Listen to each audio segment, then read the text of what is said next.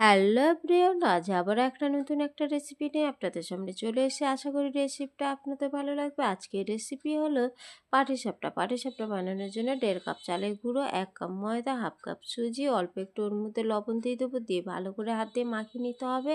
তারপরে আমি গরম দুধ ওর মধ্যে দিয়ে দেবো, দিয়ে হাতার সাহায্যে ভালো করে ফাটিয়ে নেবো।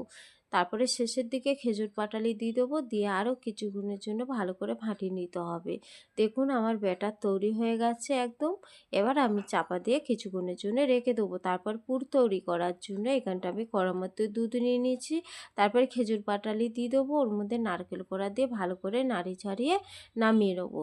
তারপরে গ্যাসের মধ্যে প্যান বসিয়ে দেবো, প্যানের গা ভালো করে তেলটা মাখিয়ে নিতে হবে। তারপরে এক হাতা ব্যাটার ওর মধ্যে দিয়ে নাড়িয়ে ছাড়িয়ে রুটি শেপে তৈরি করে নেবো।